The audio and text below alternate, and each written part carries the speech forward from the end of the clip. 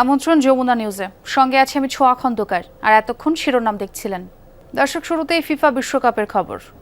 FIFA বিশ্বকাপের round of 16-এ স্বাগতিক যুক্তরাষ্ট্রকে 4-1 গোলে হারিয়েছে বেলজিয়াম। কোয়ার্টার ফাইনালে তাদের জন্য অপেক্ষা করছে স্পেন। যুক্তরাষ্ট্রের বিপক্ষে ম্যাচের শুরুতেই লিড নেয় বেলজিয়াম। ম্যাচে 9 মিনিটেই দারুণ এক ফিল্ড গোলে দলকে এগিয়ে নেন ফরওয়ার্ড চার্লস ডি কেটলাররা। বক্সের ভেতর বল পেয়ে সহজেই তিনি পরাস্ত করেন মার্কিন গোলরক্ষককে। পিছিয়ে পড়ে সমতায় ফিরতে মরিয়া হয়ে ওঠে যুক্তরাষ্ট্র। 31 মিনিটের দুর্দান্ত এক ফ্রি কিকে চোখ ধাঁধানো গোল করে ম্যাচে 1-1 সমতা ফেরান মালিক টিলম্যান। তবে মার্কিনদের সেই স্বস্তি স্থায়ী হয়নি মাত্র 2 মিনিট। 33 মিনিটে বেলজিয়ামের হয়ে নিজেরও দলের দ্বিতীয় গোল করে ব্যবধান 2-1 করেন সেই চার্লস ডি কেটলাররা। বিরতি থেকে ফিরেই গোলরক্ষকের ভুলে আরও একবার জালের দেখা পায় তারা। ম্যাচের অন্তিম মুহূর্তে মাচেলের গোলে বড় জয় নিতে মাঠ ছাড়ে বেলজিয়ানরা। জুলাই যোদ্ধা ও শহীদ পরিবারের চিকিৎসা, কাউন্সেলিং এবং জরুরি সহায়তায় গঠিত হয়েছিল জুলাই স্মৃতি ফাউন্ডেশন। কিন্তু প্রতিষ্ঠার 2 বছরের মাথায় অর্থ সংকটে কার্যক্রম চালাতেই হিমশিম খাচ্ছে প্রতিষ্ঠানটি। কর্মীরা কয়েক মাস ধরে বেতন পাচ্ছেন না, সীমিত পরিসরে চলছে সেবা। অভিযোগ, সরকারি পৃষ্ঠপোষকতার অভাবেই সংকট আরও গভীর হচ্ছে। আরও জানাচ্ছেন সুমাইয়া ঐশী। জুলাই আন্দোলনে আহত মোহাম্মদ রাকিব চোখে গুলির স্প্লিন্টার নিয়ে এখনও নিয়মিত চিকিৎসা নিচ্ছেন জুলাই শহীদ স্মৃতি ফাউন্ডেশনে। তবে যেখান থেকে সেবা নিচ্ছেন সেই প্রতিষ্ঠানটি এখন টিকে থাকার লড়াইয়ে। কিছুদিন আগে আমার পরীক্ষা ছিল এইচএসসি, তখন আমি পরীক্ষার হলে স্ট্রোক করলাম, আমি লিখতেই পারলাম না। 2024 সালের 10 আগস্ট যাত্রা শুরু করে জুলাই শহীদ স্মৃতি ফাউন্ডেশন। লক্ষ্য ছিল জুলাই যোদ্ধা এবং শহীদ পরিবারগুলোকে আর্থিক সহায়তা, চিকিৎসা, পুনর্বাসন, কাউন্সেলিং এবং স্মৃতি সংরক্ষণ। শুরুতেই অন্তর্বর্তীকালীন সরকার 100 কোটি টাকা তহবিল দিলেও 2 বছরের মাথায় ফান্ড সংকটে কার্যক্রম প্রায় স্থবির। ফাউন্ডেশনের কর্মীরাও 3-4 মাস ধরে বেতন পাননি। আমি আমার ফ্যামিলি থেকে নিয়ে টাকা পয়সা নিয়ে দিন হচ্ছে আমি অফিসে আসা যাওয়া করছি। সেই এখানে সবার অবস্থাই আসলে সেম। যারা শহীদ পরিবার আহতরা যারা ঢাকার বাইরে থেকে আসে আর কি, তাদের একমাত্র ভরসা হলো জুলাই শহীদ স্মৃতি ফাউন্ডেশন। অন্য কোথাও ওদের যাওয়ার জায়গা নেই। এখন আমরা যদি ওদের ছেড়ে চলে যাই, আলটিমেটলি ওদের দেখার মতো কেউ থাকবে না আর কি। আশাবাদী আছি যে সামনে ভালো কিছু হবে। ফাউন্ডেশনের নির্বাহী পরিচালক জানান, 2024 সালে বেতন এবং পরিচালনা ব্যয়ের জন্য 3 কোটি টাকা বরাদ্দ দেওয়া হয়েছিল। তবে পরবর্তী 2 অর্থ বছরে আর কোনো বরাদ্দ মেলেনি। সংশ্লিষ্ট মন্ত্রণালয়ে একাধিকবার চিঠি দেওয়া হলেও সাড়া পাওয়া যায়নি। সরকার থেকেও পাইনি, কর্পোরেট থেকে আমরা কিন্তু সকল কর্পোরেট জায়গাগুলোতে গিয়েছি, কিন্তু কর্পোরেট ব্যবসায়ী মহল যেটা হয় যে তারা অপেক্ষা করছিল যে আসলে কারা আসে, সরকার গঠনটা কারা করবে, কি এরকম একটা ইয়ের মধ্যে দিয়ে তারা দেখার চেষ্টা করেছে। তাদের সাথে বসেছিলাম, সো সেই জন্য তারা ওইভাবে হাত খুলে সাপোর্টের ব্যাপারটা করতে পারেনি। এই অবস্থা থেকে উত্তরণে বাৎসরিক বরাদ্দ সহ বেশ কিছু দাবি জানিয়েছেন ফাউন্ডেশনের নির্বাহী পরিচালক। আবর্তক ব্যয় বার্ষিক 3 কোটি টাকা সর্বোচ্চ, আর বকেয়া 263 কোটি টাকা, এই 16,000 আহত এবং শহীদ পরিবার মিলিয়ে। আর 3 নম্বর হচ্ছে সম্মানজনক ও টেকসই পুনর্বাসন। এদিকে 2025 সালের এপ্রিলে একই উদ্দেশ্যে গঠিত হয় জুলাই গণ অভ্যুত্থান অধিদপ্তর। এখন পর্যন্ত 780টি শহীদ পরিবারকে 241 কোটি টাকা এবং 13,439 জন জুলাই যোদ্ধাকে 383 কোটি টাকা সহায়তা দিয়েছে এই অধিদপ্তর। তবে নিয়মিত চিকিৎসা এবং কাউন্সেলিংয়ের দায়িত্ব এখনও মূলত পালন করছে জুলাই শহীদ স্মৃতি ফাউন্ডেশন, যা নিজেই এখন আর্থিক সংকটে। এই বিষয়ে মন্ত্রণালয়ের যুগ্ম সচিবের সঙ্গে দীর্ঘক্ষণ কথা হলেও ক্যামেরায় কথা বলতে রাজি হননি তিনি।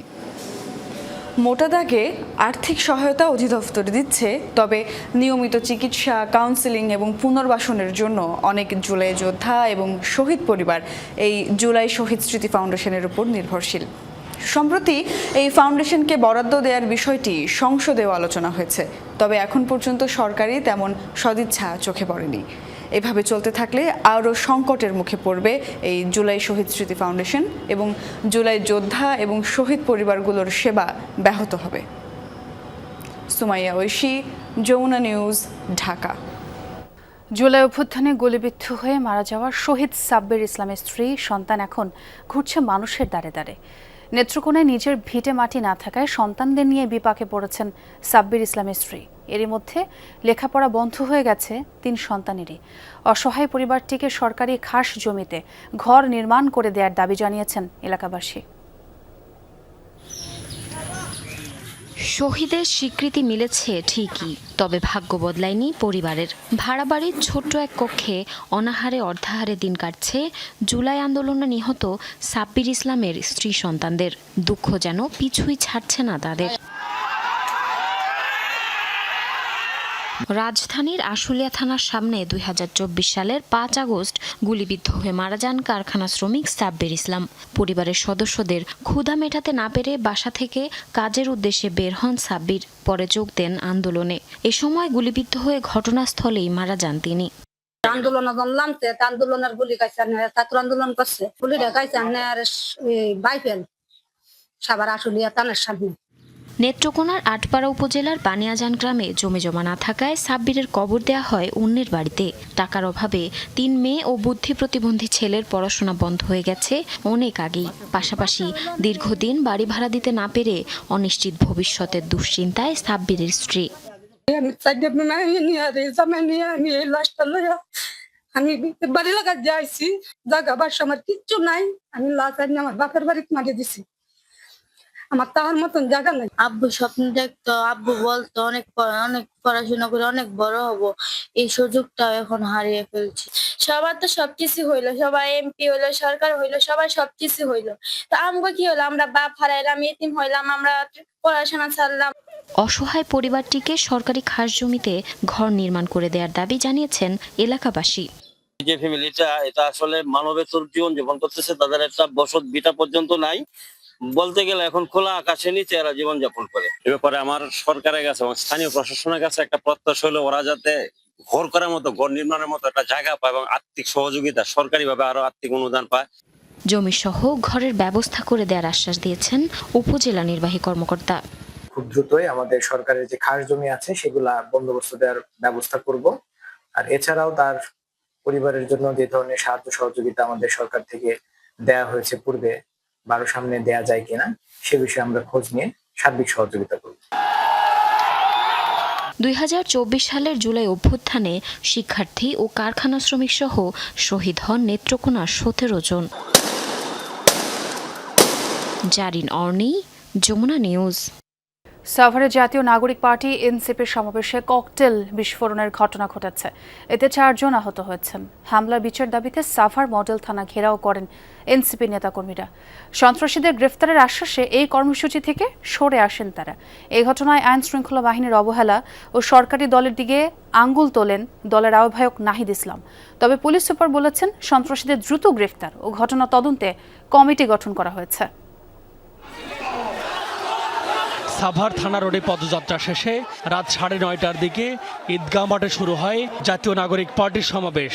মঞ্চে উপস্থিত ছিলেন নাহিদ ইসলাম, আক্তার হোসেন, সার্জিস আলম সহ স্থানীয় নেতাকর্মীরা। ঢাকা জেলার আহ্বায়ক নাবিলা তাসনিদের বক্তব্যের মাঝেই মঞ্চের সামনে ককটেল বিস্ফোরণ ঘটে। দিক বিদিক ছোটাছুটি শুরু করেন নেতাকর্মীরা।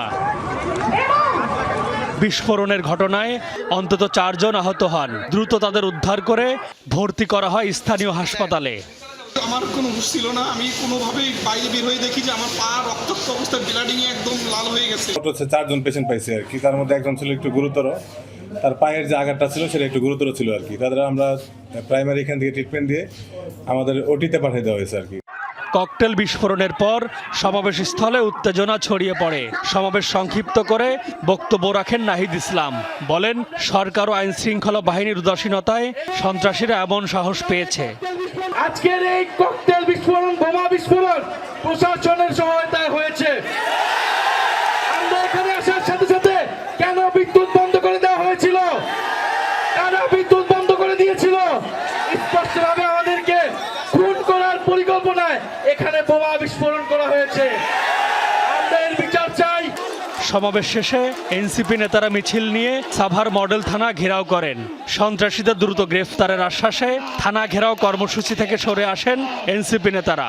এই ঘটনায় মামলা দায়ের করেছে এনসিপি। পরে হাসপাতালে আহতদের দেখতে গিয়ে কেন্দ্রীয় নেতারা বলেন, হামলা করে এনসিপি সারা দেশে পদযাত্রা কর্মসূচি বন্ধ করা যাবে না। শঙ্কা, নিরাপত্তা ঝুঁকি যে আছে এটা আজকে প্রমাণিত হলো। এখন সরকারের দায়িত্ব, সরকার কি গণতান্ত্রিক পথে যাবে নাকি অগণতান্ত্রিকভাবে বিরোধী দলকে তারা দমন পীড়ন করবে বা সেখানে প্রশ্রয় দিবে, এটা সরকারের নিরাপত্তা দেওয়ার দায়িত্ব। সরকার দিক না দিক, আমরা আমাদের কার্যক্রম চালিয়ে যাব। এদিকে ঘটনাস্থল পরিদর্শনের পাশাপাশি হাসপাতালে আহতদের দেখতে যান ঢাকা জেলার পুলিশ সুপার। বলেন, বিস্ফোরণের ঘটনায় জড়িত যেই হোক না কেন তাদের শনাক্ত করে আইনের আওতায় আনা হবে।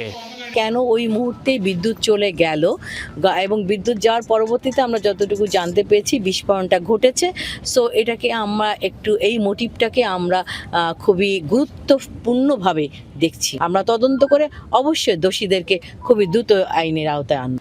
এ ঘটনায় অতিরিক্ত পুলিশ সুপারকে প্রধান করে 3 সদস্যের তদন্ত কমিটি গঠন করা হয়েছে। এমি আজিজ, যমুনা নিউজ, ঢাকা। অব্যাহত ভারী বর্ষণে বান্দরবানে আগামী 10 জুলাই পর্যন্ত জেলার সব পর্যটন কেন্দ্র বন্ধ ঘোষণা করেছে জেলা প্রশাসন। সোমবার রাতে এক প্রেস বিজ্ঞপ্তিতে এই তথ্য জানানো হয়।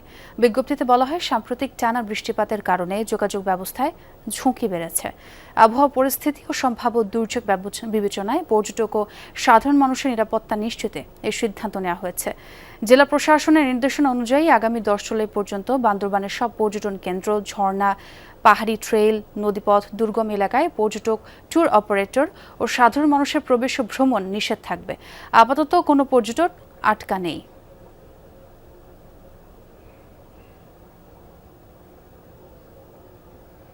দর্শক, এবারে আমরা একটু সরাসরি বান্দরবানে যুক্ত হতে চাই। সহকর্মী জোবায়েদ ইবনে শাহাদাত খোঁজ খবর রাখছেন। জোবায়েদ, গতকালের কথা যদি বলি, নৌকা চলাচল বিঘ্নিত হওয়ায় কিছুটা বিপাকে পড়তে হয়েছে, বিড়ম্বনা হয়েছে পর্যটকদের। আজকের অবস্থাটা একটু জানাবেন। গতকালের মতো আজকেও বৃষ্টি হচ্ছে। গতকাল বেশ ভারী টানা বৃষ্টি হয়েছে। আজকে এখনো কখনো থেমে থেমে, কখনো গুড়ি গুড়ি বৃষ্টি, আবার কখনো ভারী বৃষ্টি হচ্ছে। এবং এই মুহূর্তে সাঙ্গু নদীর চিত্রটা একটু দেখাতে চাই। এখানে যে ঘাটে নৌকাগুলো দেখতে পাচ্ছেন, এই নৌকাগুলোই করেই সাধারণত পর্যটকরা আসা যাওয়া করে এবং তারা বিভিন্ন টুরিস্ট স্পটে তারা যায়। কিন্তু নদীর যে উত্তাল অবস্থা, যার কারণে এখন পর্যন্ত এই নৌকাগুলো ঘাটেই বাঁধা, এবং যে পর্যটক আটকার একটা খবর চারিদিকে ছড়িয়েছে, সেটা কিন্তু সেভাবে নয়, এমনটাই আমাদেরকে বলছেন। একজন টুরিস্ট আছেন এখানে, টুরিস্ট গাইড আছেন, যার সাথে একটু কথা বলার চেষ্টা করব। আসলে একটু জানাবেন যে চারিদিকে একটা খবর ছড়িয়েছে, অনেক টুরিস্ট আটকা পড়েছে, বিষয়টা কি? আপনি তো একজন টুরিস্ট গাইড, সেখানে কি আসলে আটকা পড়েছে কিনা এমন কেউ? জি, ধন্যবাদ। আমাদের থানচি, বান্দরবান জেলার থানচি উপজেলা হচ্ছে সাঙ্গু নদী। এটি এখন বর্ষাকাল হচ্ছে আসলে প্রচুর বৃষ্টি হওয়ার কারণে সাঙ্গু নদীটা উত্তপ্ত, এটা স্বাভাবিক আমাদের জন্য। তো আমাদের এই যে পর্যটক আটকে আছে, বিষয়টা তেমন নয়। পর্যটক ঘুরতে গিয়েছে নাফাকুম, রেমাক্রিতে, সবাই যার যার রিসোর্টে আছেন এবং ওখানে স্টার্লিং আছে। আমাদের সাথে, আমাদের উপজেলা প্রশাসনের সাথে সার্বক্ষণিক যোগাযোগ হচ্ছে। পানি কমে গেলে সাঙ্গু নদীর ওনারা নিরাপদে থানচি ফিরে আসবেন। ধন্যবাদ আপনাকে। শুনছিলেন যিনি গাইড আছেন, তিনি বলছিলেন যে এখানে যারা আছেন তারা তাদের মতো করেই বিভিন্ন রিসোর্ট বা কটেজে তারা আছেন, অবস্থান করছেন, এবং তারা পানিটা কমলেই নৌকার চলাচল যখন স্বাভাবিক হবে তারা আবার চলে আসবেন। একটু আপনাকে তথ্য জানিয়ে রাখতে চাই, গতকাল সন্ধ্যা পর্যন্ত 24 ঘন্টায় আবহাওয়া পর্যবেক্ষণারে প্রায় 164 মিলিমিটার বৃষ্টিপাত রেকর্ড করা হয়েছে। আর জেলা প্রশাসন কার্যালয় থেকে আমাদেরকে যেটি জানানো হয়েছে যে এই পরিস্থিতি যে ঘোষণা করা হলো 10 জুন পর্যন্ত সকল পর্যটন কেন্দ্র বন্ধ ঘোষণা, এর পাশাপাশি টানা ভারী বর্ষণে পরিস্থিতির সৃষ্টি হলে যাতে সেটি ব্যবস্থা নেওয়া যায়, এই জন্য পরিস্থিতি মোকাবেলায় জেলা প্রশাসন, দুর্যোগ ব্যবস্থাপনা বিভাগ, ফায়ার সার্ভিস, সেনাবাহিনী, পুলিশ সহ বিভিন্ন স্বেচ্ছাসেবী সংগঠন কাজ করছে। এবং জেলার বিভিন্ন স্থানে মোট 220টি আশ্রয় কেন্দ্র প্রস্তুত করা হয়েছে, এটি আমাদেরকে জেলা প্রশাসন থেকে জানানো হয়েছে। এবং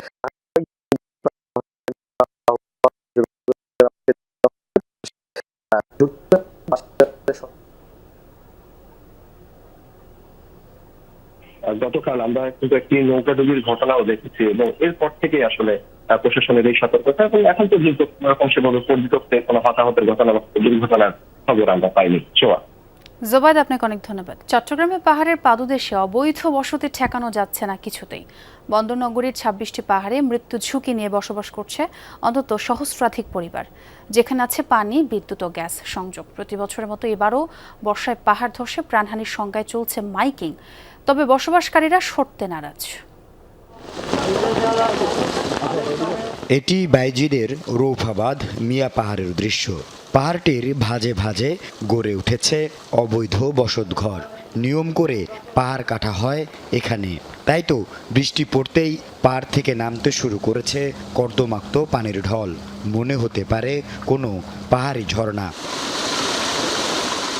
2-3 দিন ধরে বিরামহীন বর্ষণ। পাহাড় ধসে প্রাণহানির শঙ্কায় ঝুঁকিপূর্ণ বসবাসরতদের নিরাপদে আশ্রয় কেন্দ্রে সরে যেতে মাইকিং করছে জেলা প্রশাসন। তবে সরতে নারাজ বসবাসরতরা। সবাই দিচ্ছেন নানা অজুহাত। পাহাড়ের নিচে ঝুঁকিপূর্ণভাবে বসবাসকারীদের থাকতে আপাতত জন্য বুঝছেন, আমার বাড়ি একটা আছে আমার সামনে, বুঝছেন, বৃষ্টি হওয়ার কারণে আমরা চলে যাই। কি করবো, আমাদের জায়গা সম্ভব না, আমরা এখন দত্তরা অসহায়ের মতনই তো আছি। কি করবো, কোথায় যাবো, বাচ্চা কাচ্চা নিয়ে আমরা কোথায় থাকবো? আমরা এতদিন যেহেতু আছে, আমাদের কখনো এরকম লাগে না ঝুঁকিপূর্ণ, কিংবা আমাদের এরকম বর্ষাকালটা ফার্স্ট টাইম দেখা হচ্ছে আর কি। জেলা প্রশাসনের হিসেবে চট্টগ্রাম মহানগরীতে ঝুঁকিপূর্ণ 26 পাহাড়ে অন্তত সহস্রাধিক পরিবারের বসবাস। প্রতি বছর বর্ষা মৌসুমে ধস এবং ক্ষয়ক্ষতি অনেকটা নিয়মিত চিত্র। বৃষ্টি শুরু হলে তৎপর হয় প্রশাসন, সারা বছর খবর থাকে না। বসতি অবৈধ, কিন্তু এখানে আছে পানি, বিদ্যুৎ, গ্যাস সংযোগ সহ সব নাগরিক সুবিধা। যেভাবে সরকারি দেওয়া লাগছে ওইভাবে। হ্যাঁ, পানির লাইন, মিটার সবকিছু আছে। জি, আর জনের বাইন্দাগর মানে আমি নিছিলাম। কত টাকা নিছিলেন? অনেক টাকা নিছে, কত? 1 লাখ টাকা। পানি তো আমাদের সরকার ওই যে বিহারি তো আমরা, সেই জন্য আমাদের পানির বিলটা দিতে হয় না। পাহাড় কাটা এবং অবৈধ বসতি বন্ধে পাহাড় ব্যবস্থাপনা কমিটি 30টির বেশি সুপারিশ করলেও বাস্তবায়িত হয়নি একটিও। দখলদারদের তালিকা আছে, কিন্তু গত বছরের সভায় গৃহীত অবৈধ স্থাপনা উচ্ছেদ এবং সব সংযোগ বিচ্ছিন্ন করার সিদ্ধান্ত কার্যকর হয়নি। এখানে যে ইউটিলিটিসগুলো দেওয়া হয়, গ্যাস, বিদ্যুৎ, পানি, এগুলো নিয়েও একাধিকবার বিষয়গুলো নিয়ে আলোচনা হয়েছে। আশা করি এবারে পাহাড় ব্যবস্থাপনা কমিটিতে আরও জোরদার কোনো সিদ্ধান্ত আমরা পাবো। আল আমিন শিকদার, যমুনা নিউজ, চট্টগ্রাম। থামছে না চলন্ত ট্রেনে পাথর নিক্ষেপের ঘটনা। পূর্বাঞ্চল রেলপথের ব্রাহ্মণবাড়িয়া অংশে সম্প্রতি আলাদা ঘটনায় 3 জন আহত হয়েছেন। এর মধ্যে একজন হারিয়েছেন এক চোখে দৃষ্টিশক্তি। একের পর এক পাথর ছোড়ার ঘটনায় আতঙ্ক ছড়িয়েছে।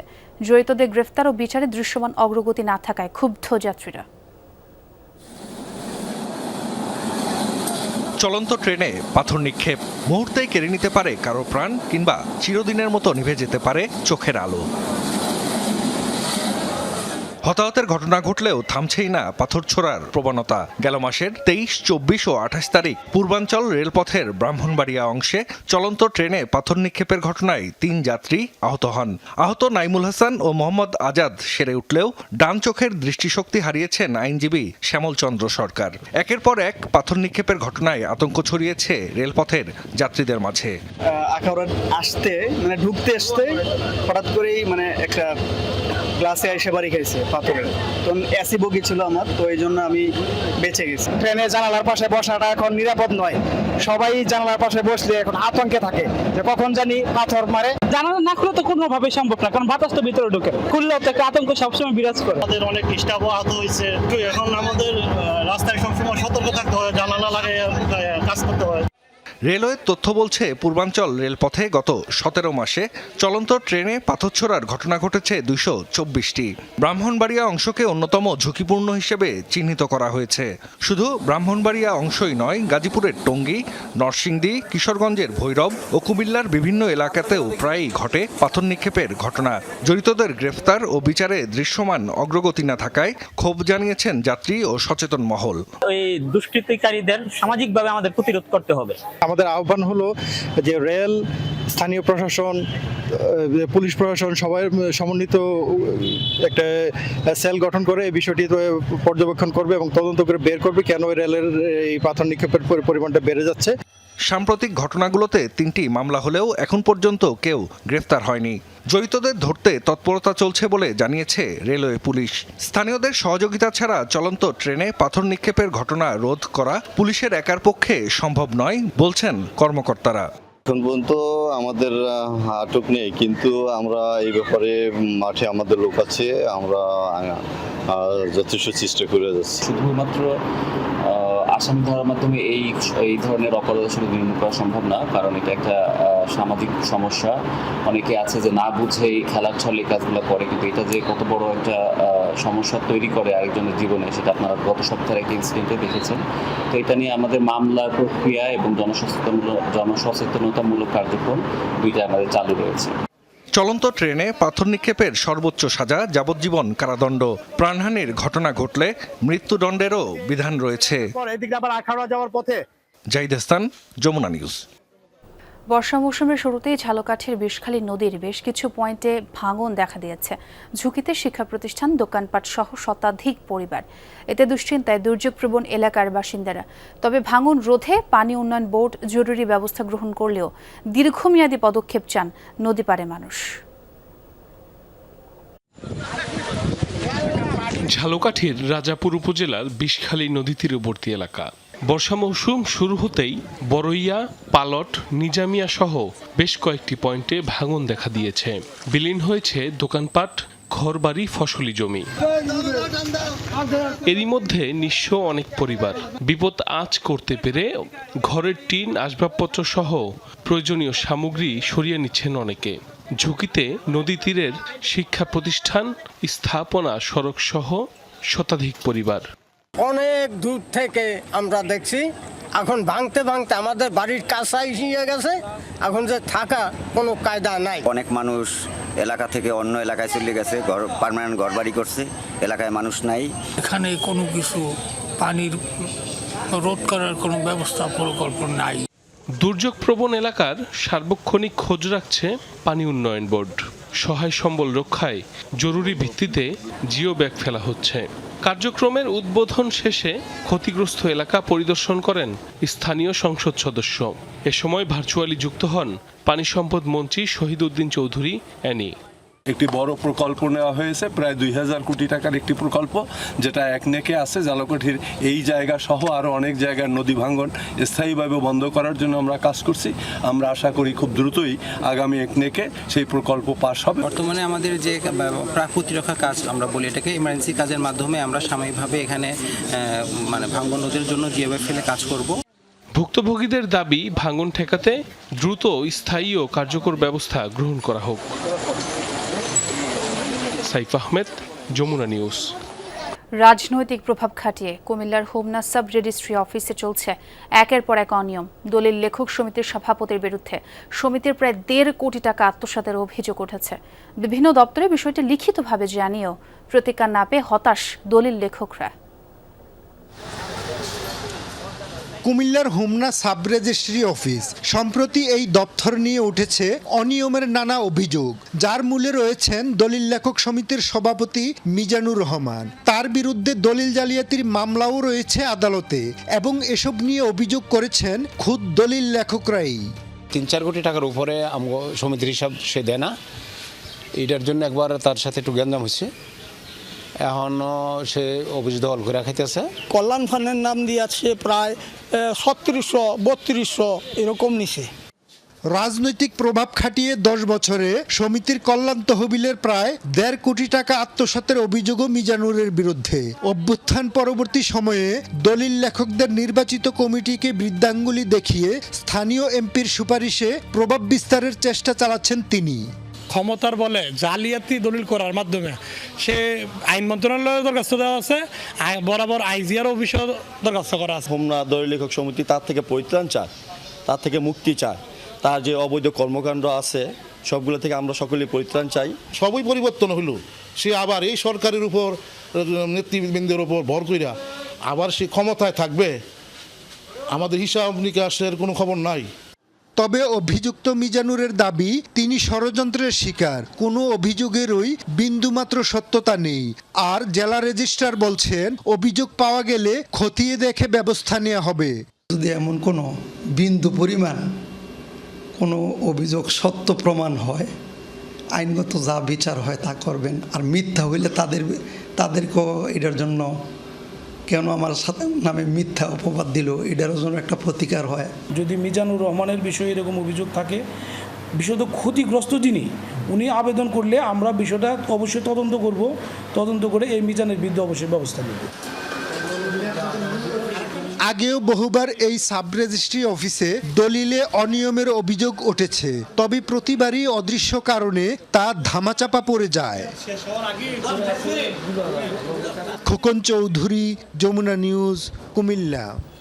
বাংলাদেশে বিনিয়োগের ধারণা বদলে দিতে পারে মুক্ত বাণিজ্য অঞ্চলের ধারণা। করমুক্ত সুবিধা মিললে কাঁচামাল তৈরি ও আমদানিতে বাড়তি সুবিধা পাবেন স্থানীয় ব্যবসায়ীরা। তাই দ্রুত এই সিদ্ধান্ত বাস্তবায়নের পক্ষে সবাই।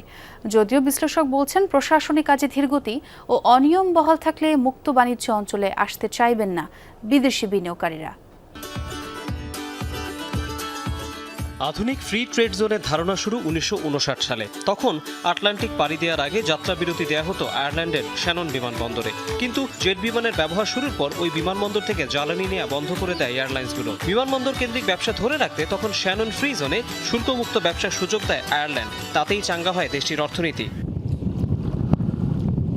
কয়েক দশকের মধ্যে এই ধারণা বিশ্বে ছড়িয়ে পড়ে। বিদেশি বিনিয়োগ টানতে একের পর এক মুক্ত বাণিজ্য অঞ্চল গড়ে ওঠে ভিয়েতনাম, মালয়েশিয়া, আরব আমিরাত ও দক্ষিণ কোরিয়ায়। এই মডেলকে সবচেয়ে সফলভাবে কাজে লাগায় চীন। 1980 সালে শেনজেন ইকোনমিক জোন চালুর কয়েক দশকের মধ্যে বিশ্বের গুরুত্বপূর্ণ ব্যবসা কেন্দ্রে পরিণত হয় এই ছোট্ট সীমান্ত শহরটি। মুক্ত বাণিজ্য অঞ্চলের এই ধারণাকে এবার কাজে লাগাতে চায় বাংলাদেশ। প্রথম দুটি জোন তৈরি হবে চট্টগ্রাম বন্দর ও কক্সবাজারের মাতারবাড়ি সমুদ্র বন্দরের কাছে কোনো এলাকায় জমি বরাদ্দ হবে 600 একর। এরই মধ্যে এই বিষয়ে ক্যাবিনেটে নীতিগত অনুমোদন মিলেছে। বলা হচ্ছে, বিদেশি বিনিয়োগ আকর্ষণ করতেই এই উদ্যোগ, কেননা এখানে কাস্টমস ও কর সংক্রান্ত অনেক বিধিনিষেধ শিথিল থাকবে। এসব অঞ্চল থেকে বিদেশে পণ্য রপ্তানি করতে পারবেন এদেশের ব্যবসায়ীরাও। সিস্টেম লস বলে একটা জিনিস আছে, সেটা রোধ করার জন্য আইন কানুন ইজ গুড এনাফ, এবং ওই আইন কানুন শুধু না, তার প্রয়োগ। এবং এখন অটোমেশনের যুগে কেন নিচ্ছে, কী কাগজপত্র দেখাতে হবে এবং কী কাগজপত্র জমা দিলে এই ধরনের কাজ করতে পারবে না, তাহলে আমরা এটা বুঝে যেতে পারবো যে who is entitle to get the facilities of the free trade zone and who is not. এটা আমরা মনে করি, আমরা ওয়েলকাম করি। তবে এই মডেল নিয়ে বিতর্ক রয়েছে। অনেক দেশে ফ্রি ট্রেড জোন বিদেশি বিনিয়োগ আনতে সফল হলেও স্থানীয় শিল্পের সঙ্গে বৈষম্যের অভিযোগ রয়েছে। বিতর্ক আছে অতিরিক্ত কর ছাড়ের কারণে সরকারের রাজস্ব আয় ও শ্রমিক অধিকার ইস্যুতেও। মিরেশ্বরের যে প্রকল্প আছে সেখানে অলরেডি অনেকগুলো প্রকল্পে কিন্তু কাজ শুরু হয়েছে, আরও হয়তো 40-50টা প্রকল্প প্রোডাকশনের জন্য রেডি হচ্ছে। কাজেই কিছুটা পজিটিভ আমাদের সামনে আমি বলবো যে ধারা আছে। এখন এগুলোকে বেগবান করতে হবে। সেই ক্ষেত্রে মুক্ত বাণিজ্য অঞ্চলের যে ধারণা, এটা যদি আমরা ভালো করে ইমপ্লিমেন্ট করলে বিদেশে অনেক বিনিয়োগকারী হয়তো উৎসাহিত বোধ করবে। মুক্ত বাণিজ্য অঞ্চলে বিনিয়োগের মানদণ্ড ঠিক করতে 4 মন্ত্রণালয় ও এনবিআর এর সমন্বয়ে কমিটি গঠন করেছে সরকার। তৌহিদ হোসেন, যমুনা নিউজ, ঢাকা। রাজধানীর মিরপুর 6 নম্বরে সরকারি অফিসার্স কোয়ার্টারের বেসমেন্টে আগুন লাগার ঘটনা ঘটেছে। ফায়ার সার্ভিসের 6 ইউনিট কাজে আগুন নিয়ন্ত্রণে আনে। সোমবার রাত 8টা 2 মিরপুর 6 নম্বরের সরকারি অফিসার্স কোয়ার্টারে আগুন লাগার খবর পাওয়া যায়। খবর পেয়ে রাত 8টা 14 ফায়ার সার্ভিসের প্রথম ইউনিট ঘটনাস্থলে পৌঁছে আগুন নিয়ন্ত্রণে আনতে কাজ শুরু করে। গাড়ির সিলিন্ডার থেকে আগুনের সূত্রপাত হয় বলে ফায়ার সার্ভিসের ধারণা। প্রাথমিকভাবে আগুন লাগার কারণ ও ক্ষয়ক্ষতির পরিমাণ জানা যায়নি। এই ঘটনায় কোনো হতাহতের তথ্য পাওয়া যায়নি।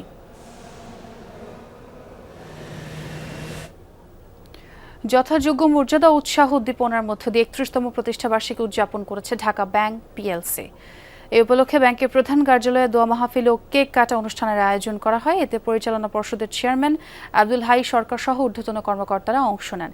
এ সময় আয়োজকরা উদ্ভাবন, প্রযুক্তি, গ্রাহক কেন্দ্রিক সেবা এবং টেকসই প্রবৃদ্ধির মাধ্যমে ট্রান্সফর্মিং টুগেদার ব্র্যান্ডের প্রতিশ্রুতি বাস্তবায়নের কথা বলেন। পাশাপাশি ভার্চুয়াল বক্তব্যে ব্যাংকের প্রতিষ্ঠাতা মির্জা আব্বাস উদ্দিন আহমেদ ঢাকা ব্যাংকের 3 দশকের সফল পথচলা স্মৃতিচারণ করেন এবং সকলকে সততা, পেশাদারিত্ব ও উৎকর্ষের সঙ্গে গ্রাহক সেবায় নিয়োজিত থাকার আহ্বান জানান।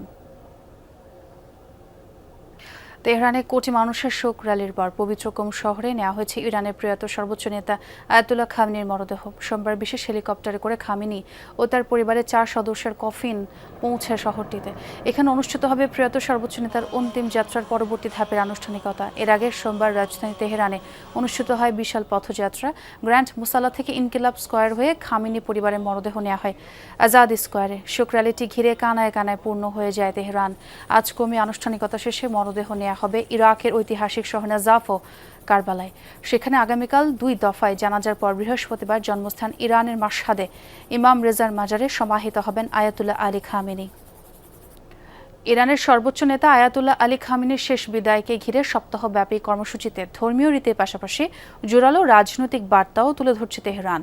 পরিকল্পিত শোকানুষ্ঠান, বক্তব্য ও জনসমাগমের মাধ্যমে 1979 সালের ইসলামী বিপ্লবের পর প্রতিষ্ঠিত শাসন ব্যবস্থার প্রতি সমর্থকদের ঐক্য প্রদর্শনের চেষ্টা করছে ইরান সরকার। প্রতিটি শোকযাত্রায় খামেনির রাজনৈতিক উত্তরাধিকার এবং শিয়া পরিচয়ের প্রতীকী দিকগুলো তুলে ধরা হচ্ছে বিশেষভাবে। শোকের সাগরে ভাসছে ইরান, তবে এই শোকের আড়ালে লুকিয়ে আছে এক চরম প্রতিরোধের হুঙ্কার। বিশ্লেষকরা বলছেন, নিহত সর্বোচ্চ নেতা আয়াতুল্লাহ আলী খামেনির শেষকৃত্যকে কেন্দ্র করে প্রদর্শিত হচ্ছে সুপরিকল্পিত ধর্মীয় ও রাজনৈতিক বার্তা। এই আয়োজনের প্রধান প্রতীক হয়ে উঠেছে খামেনির মুষ্টিবদ্ধ হাত। নতুন সর্বোচ্চ নেতা মোস্তাবা খামেনির এক গোপন বার্তা থেকে আসা এই প্রতীক এখন ইরানের দেয়ালে দেয়ালে। এর মূল বার্তা, যে কোনো মূল্যে শত্রুর মুখোমুখি হওয়া। তেহরানের গ্রান্ড মোসাল্লায় ওড়ানো হয়েছে এক বিশালাকার লাল পতাকা, যাতে লেখা হে হুসাইনের প্রতিশোধ গ্রহণকারীরা। এই বার্তার মাধ্যমে 1300 বছর আগের কারবালার ট্র্যাজেডিকে টেনে এনে মার্কিন ও ইসরায়েল বিরোধী লড়াইকে এক পবিত্র ধর্মীয় কর্তব্যে রূপ দিচ্ছে তেহরান। একই সাথে খামেনির মরদেহ বহনের রুটটিও যেন এক শিয়া রাজনৈতিক মানচিত্র। তেহরান থেকে শুরু করে ইসলামী শাসনের তাত্ত্বিক কেন্দ্র কোম হয়ে কফিন পৌঁছাবে ইরাকের পবিত্র ভূমি নাজাফ ও কারবালায়। এরপর শেষ বিদায় মাশহাদে। 5 দশক ধরে সীমান্ত ছাড়িয়ে শিয়া সম্প্রদায়ের আদর্শ ও প্রভাব বিস্তারে ইরানের ধর্মীয় নেতৃত্ব যে প্রচেষ্টা চালিয়ে এসেছে, এই শোকযাত্রা সে আদর্শিক ধারাকেই প্রতীকীভাবে তুলে ধরছে। জানাজায় হাজির হয়েছে মধ্যপ্রাচ্যের প্রক্সি গ্রুপগুলোর প্রতিনিধিরা। এ সময় হামাস, হিজবুল্লাহ এবং হুতি নেতাদের শোনানো হয়েছে আনুগত্য ও বিজয়ের কোরআনের আয়াত। তবে নজর কেড়েছে সৌদি প্রতিনিধিদের শোনানো ঐতিহাসিক বদর যুদ্ধের আয়াত, যা রিয়াদের প্রতি তেহরানের এক পরোক্ষ হুঙ্কার বলেই মনে করছে বিশ্লেষকরা। অন্যদিকে মধ্যস্থতাকারী পাকিস্তানকে দেয়া হয়েছে ভ্রাতৃত্বের বার্তা। প্রকাশ্যে না এসে আড়াল থেকে পুরো মহাপরিকল্পনা নিয়ন্ত্রণ করছে নতুন নেতা মোস্তাবা খামেনি। বিশ্লেষকরা বলছেন, বাবার এই শেষ যাত্রাকে পুঁজি করে নিজের ক্ষমতা সুসংহত করছেন আর বিশ্বকে দিচ্ছেন এক নতুন সংঘাতের ইঙ্গিত। অস্মিতা বিশ্বাস, যমুনা নিউজ। ইউরোপের সাম্প্রতিক দাবদাহ দেখিয়ে দিয়েছে তীব্র গরমের সামনে অপ্রস্তুত অঞ্চলটির বিভিন্ন দেশের স্বাস্থ্য ব্যবস্থাও। রোগীর চাপ, সহ্য সংকট আর জরুরি চিকিৎসার সীমাবদ্ধতা হাসপাতালগুলোকে বাধ্য করছে নতুন বাস্তবতার সঙ্গে খাপ খাইয়ে নিতে। তাই এখন চিকিৎসা পদ্ধতির পাশাপাশি বদলানো হচ্ছে হাসপাতালের অবকাঠামো।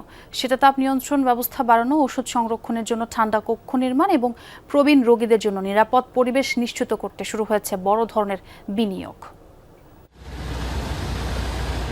প্যারিস থাকলে হাসপাতালের জরুরি বিভাগ সবসময় ব্যস্ত একের পর এক রোগী নিয়ে। তবে সম্প্রতি ব্যস্ততা রূপ নেয় নজিরবিহীন সংকটে। সাম্প্রতিক দাবদাহের কারণে অসুস্থ রোগীদের ঢল নামে জরুরি বিভাগে। স্বাভাবিক সময়ের তুলনায় প্রতিদিনই রোগী বাড়তে থাকে 20%-এরও বেশি। অধিকাংশই আসছিলেন শরীরের তাপমাত্রা বিপজ্জনকভাবে বেড়ে যাওয়া, পানির শূন্যতা, হৃদরোগ, কিডনির জটিলতা এবং অন্যান্য তাপজনিত সমস্যায় আক্রান্ত হয়ে।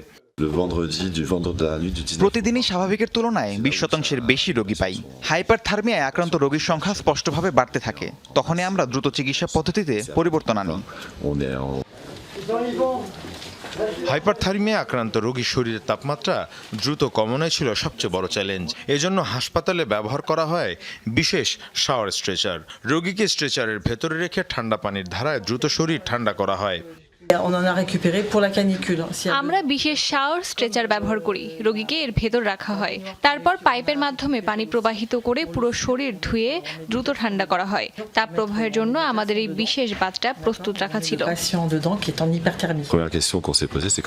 আমরা জানতাম ভেজা চাদর ও শাওয়ার স্ট্রেচার ব্যবহার করা যাবে, কিন্তু চিকিৎসা নির্দেশিকায় বরফের কথাও ছিল, অথচ হাসপাতালে কোথাও বরফ ছিল না। তাই সবাই যার যেভাবে সম্ভব ব্যবস্থা করেছে। আমরা শুরুতে স্থানীয় সুপারমার্কেট থেকে বরফ কিনে এনেছি। স্বাভাবিক সময়ে জরুরি বিভাগে আসা রোগীদের 15 থেকে 20%কে হাসপাতালে ভর্তি করতে হলেও দাবদাহের সময় সে হার পৌঁছে যায় 40%। ফলে শয্যা সংকট, চিকিৎসার বিলম্ব এবং জরুরি সেবার চাপ সব মিলিয়ে পরিস্থিতি হয়ে ওঠে অত্যন্ত জটিল। আমরা ভেবেছিলাম পরিস্থিতি সামলানো যাবে, কিন্তু বাস্তবে তা এতটা সহজ ছিল না। আমরা দিনের গরমের জন্য প্রস্তুত ছিলাম, কিন্তু দীর্ঘ সময় এমন উচ্চ তাপমাত্রা থাকবে সেটি আমরা কল্পনাও করিনি।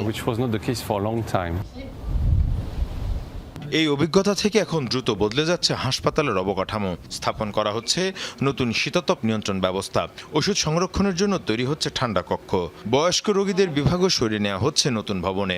ফ্রান্স সরকারও হাসপাতালগুলোয় শীতলীকরণ ব্যবস্থা জোরদারে 100 মিলিয়ন ইউরো ব্যয়ের ঘোষণা দিয়েছে। পাশাপাশি স্বাস্থ্যসেবা প্রতিষ্ঠানের জন্য কেনা হচ্ছে 30,000 air conditioner. Mir Mushfika Hasan, Jamuna news. ভেনেজুয়েলায় জোড়া ভূমিকম্পে প্রাণহানি ছাড়িয়েছে 3,500, আহতের সংখ্যা প্রায় 17,000। জীবিত উদ্ধার করা হয়েছে 6,500-এর কাছাকাছি মানুষকে। ঘরহীনের সংখ্যা 18,000-এর কাছাকাছি। আনুমানিক 60,000 অবকাঠামো ক্ষতিগ্রস্ত হয়েছে ভূমিকম্পে। কারাকাস কর্তৃপক্ষ নিশ্চিত করেছে এসব তথ্য, তবে নিখোঁজ এখনও কয়েক হাজার মানুষ। ভূমিকম্পে প্রায় 2 সপ্তাহ পার হতে চলে আটকা পড়াদের জীবিত উদ্ধারের সম্ভাবনা নেই বললেই চলে। এখনও উদ্ধার অভিযানে কাজ করছে 27 দেশের 2,000-এর বেশি কর্মী। 24 জুন স্থানীয় সময় সন্ধ্যায় মাত্র 39 সেকেন্ডের ব্যবধানে 2 বার ভূমিকম্পে কেঁপে ওঠে ভেনেজুয়েলা, যার প্রথমটি 7.2 এবং পরেরটি ছিল 7.5 মাত্রার।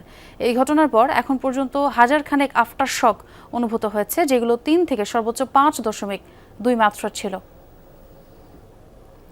ইউক্রেনের রাজধানী কিয়েভে রাশিয়ার ভয়াবহ হামলায় প্রাণহানি বেড়ে দাঁড়িয়েছে 23 জনে। আহত হয়েছেন প্রায় অর্ধশত নাগরিক। রোববার রাত থেকে শুরু হওয়া হামলা চলে সোমবার ভোর পর্যন্ত। একাধারে ছোড়া হয় 3.5 শতাধিক ড্রোন ও 68টি ক্ষেপণাস্ত্র। এর মধ্যে শুধু কিয়েভ লক্ষ্য করেই ছোড়া হয় 23টি মিসাইল। টার্গেট করা হয় একাধিক আবাসিক ভবন সহ শহরের মূল সামরিক অবকাঠামো। এ সময় অন্তত 37টি মিসাইল ও 3 শতাধিক ড্রোন ভূপাতিত করে ইউক্রেনীয় আকাশ প্রতিরক্ষা ব্যবস্থা। ইউক্রেনের হামলা জেরে সতর্কতা মেনে আকাশে যুদ্ধ বিমান মোতায়েন করে প্রতিবেশী ন্যাটো দেশগুলো। দীর্ঘদিন ধরে চলা যুদ্ধে কিয়েভের আকাশ প্রতিরক্ষা ব্যবস্থায় ইন্টারসেপ্টর মিসাইলের চরম সংকট দেখা দিয়েছে। দর্শক, এই ছিল যমুনা নিউজে। এতক্ষণ যারা সঙ্গে ছিলেন সবাইকে ধন্যবাদ।